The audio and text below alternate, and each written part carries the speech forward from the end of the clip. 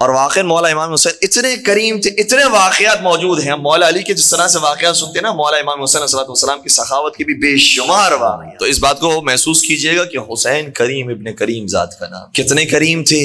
ایک سائل تھا جس نے مدینے کا رخ کیا، سنا تھا کہ مدینہ پہنچ جاتے ہیں تو حاجتیں پوری ہو جاتی. مدینہ میں پہنچا، لوگوں نے کچھ باتیں بتائیں، اس سے سوال کیا کہ یہاں پر سب سے بڑا کریم کون ہے. جواب دیا کہ اگر تجھے سب سے بڑے کریم کے پاس جانا ہے تو آل رسول میں ابھی حسین ابن علی موجود، ان کے در دولت پر چلے جا. یہ باقاعدہ گیا ان کے بیت الشرف میں، بتایا گیا کہ گھر پر حسین موجود نہیں ہے، مسجد میں موجود. آیا مسجد کی طرف، دیکھا کہ امام علی مقام نماز پڑھ رہے ہیں، اور نماز مولا کی ایسی تھی کہ آ کر بیٹھ گیا اور کچھ اشعار کہنے لگا. جب نماز مکمل ہو گئی تو مولا نے کہا کہ خیریت تو یہاں پر کس کام کے لیے آیا ہے. کہا کہ مولا میں بہت ضرورت مند ہوں، محتاج ہوں، آپ سے کچھ مدد کا تقاضا کرتا ہوں. اب کیا ہوتا ہے عام طور پر دینے والے کبھی کبھار کوئی نصیحت بھی کر دیتے ہیں، کبھی کبھار کچھ دے بھی دیتے ہیں، کبھی کبھار بہت کچھ دے دیتے ہیں. مولا امام حسین علیہ السلام نے کام کیا کہ نہ صرف یہ کہ بہت کچھ دیا بلکہ عزت اور آبروداری کے ساتھ دیا.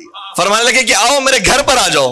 وہ گھر کی طرف آیا اور امام کے بیت الشرف میں داخل ہوا. امام نے 4000 دینار، دینار کہا جاتا ہے سونے کے سکوں کو، 4 دینار بھی اگر کوئی دے دیتا تھا اس زمانے کے اندر تو بہت بڑا صدقہ شمار کیا جاتا تھا. مولا نے 4 نہیں 40 نہیں 400 نہیں 4000 دینار کا کیسا اور تھیلی اس کے حوالے کی. کس طریقے سے کہ وہ دروازے کی اس طرف تھا، مولا اس طرف تھے، صرف ہاتھ دیا اور کہا کہ لے جا.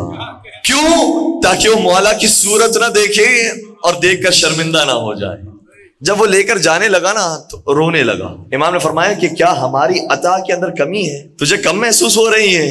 سنیں گے جملہ کیا ہے روایت کا، آخری جملہ روایت کا یہ ہے. سائل یہ کہتا ہے کہ مولا میں یہ سوچ کر نہیں رو رہا کہ آپ نے کم دیا ہے، بلکہ میں تو یہ سوچ کر رو رہا ہوں کہ یہ کریم ہاتھ زمین میں کیسے دفن ہو. کریم ابن کریم ذات کا نام ہے حسین ابن، بہت عطا کرنے والی ذات ہے حسین ابن.